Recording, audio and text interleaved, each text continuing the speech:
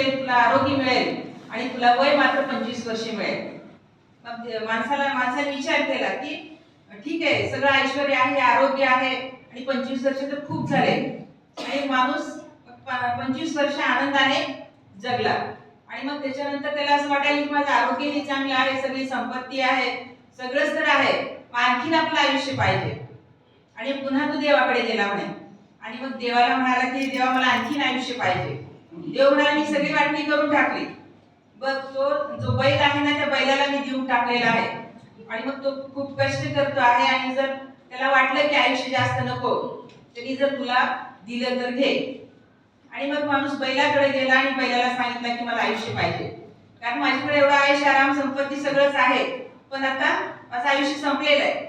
आणि मग तेव्हा बैलाने सांगितलं तसं जर कष्ट करून मला आता म्हणजे खूप कंटाळा आलाय आणि मी माझं आयुष्य 25 वर्ष तू घेऊन टाक. म्हणजे 25 वर्षाचा जो काळ आहे तो माणूस अगदी आनंदाने आणि आरोग्य पण चांगलं असं असा जगतो. आणि 25 वर्षाच्या नंतर मात्र माणसाला संसाराची ओढ लागते, खूप पैसा कमवावासा वाटतो आणि म्हणून तो साधारणतः 25 वर्ष बैलासारखं काम करतो. आणि मग अशा प्रकारे त्याचं जीवन अतिशय कष्टात जातं. पैसा कमावणे, घर बांधणे, आणखी काही कमाई करणे असं त्याचं जीवन हे चालत असतं.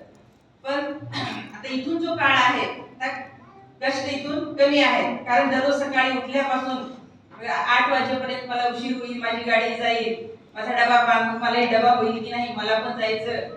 आणि मग अशा प्रकारे आमचं जीवन थोडंसं बिझी लाईफ गेलेलं आहे, मुलांची शाळा, शिक्षण. आणि मग त्याच्यामुळं आम्हाला एकमेकाला फारसा वेळ देता आलेला नाही.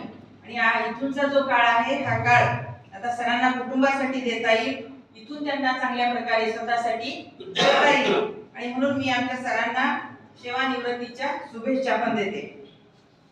आणि शिक्षकाचे हे जे जीवन आहे, जरी असं म्हटलं गेलेलं आहे गुरुर ब्रह्मा गुरुर विष्णू गुरुर्देव महेश्वरा असं जरी म्हटलं गेलेलं असलं तरी सुद्धा समाजामध्ये फारशी चांगली वागणूक शिक्षकाला मिळेलच असं नाही. आणि ती तशी वागणूक आमच्या बऱ्याच वेळेला वाटायला आलेली आहे. एकदा मी एक प्रसंग पेपर मध्ये वाचला होता. देवगिरी कॉलेजचे प्राचार्य होते आणि मग ते एकदा प्रवासाला निघाले होते, त्यांना महत्त्वाच्या मीटिंगला जायचं होतं आणि मग बस कच्चून भरलेली होती म्हणे. आणि मग सरांनी त्या कंडक्टरला रिक्वेस्ट केली की बाबा रे मलाही घे, अतिशय महत्त्वाची मीटिंग आहे, त्या मीटिंगला जर नाही गेलं तर खूप माझं नुकसान होईल आणि मला बसमध्ये घे.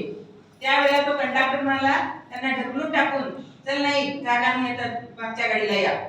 आणि मग तेवढ्यात काय झालं, पळत पळत एक कॉन्स्टेबल आला म्हणे.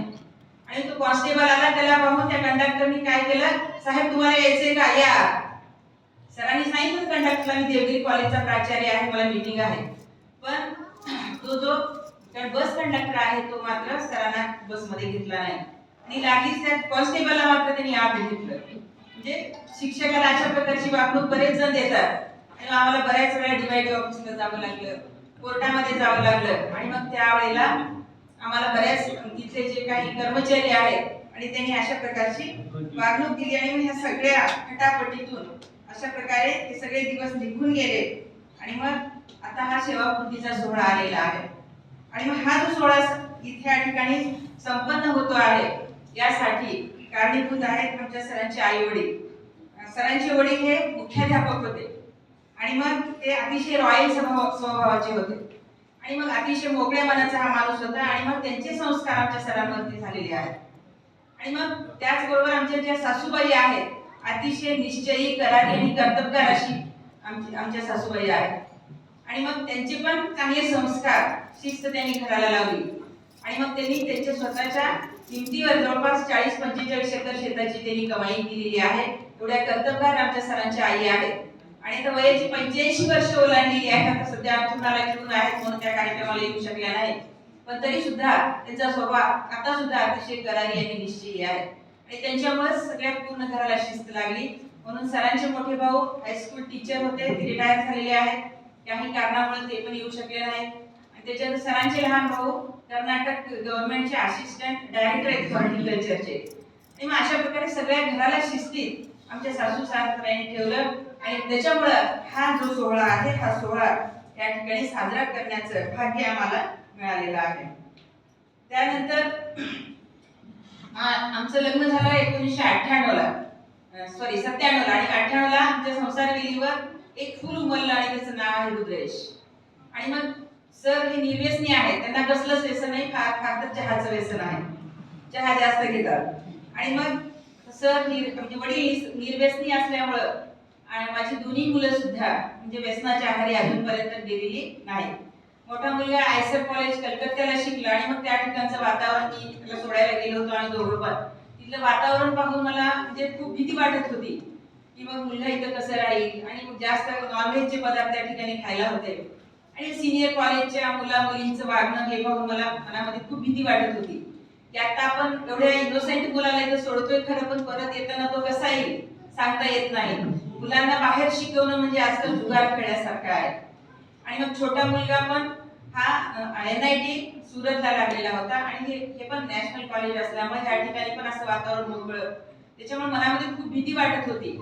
आणि मग वाटत होतं की असे काही मोहाचे क्षण त्यांच्या जीवनामध्ये येतील आणि मग आपण केलेले संस्कार गळून पडतील की काय, अशी शंका बऱ्याच वेळेला मनामध्ये दाटून यायची. परंतु दोघांचे शिक्षण पूर्ण झालेलं आहे आणि ते दोघेही सही सलामत आता घरी आलेले आहेत. आणि म्हणून हे सगळं कुणामुळेच सर निर्व्यसनी आहेत, त्यांचा स्वभाव चांगला आहे, मुलांशी अगदी प्रेमाने वागतात. आता मुलं एवढी मोठी झालेली आहेत तरी सुद्धा ते त्यांना गळ्याला लावून घेतात. म्हणजे घरामध्ये प्रेम मिळालं की बाहेर मुलं भरकटण्याची शक्यता ही कमी असते.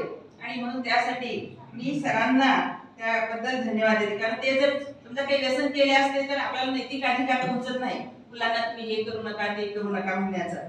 आणि म्हणून अशा प्रकारे आमचा संसार हा साधारणतः समाधानकारक आहे. तर मी महाराष्ट्राची आहे, सर कर्नाटकचे आहेत, मला कन्नड भाषा येत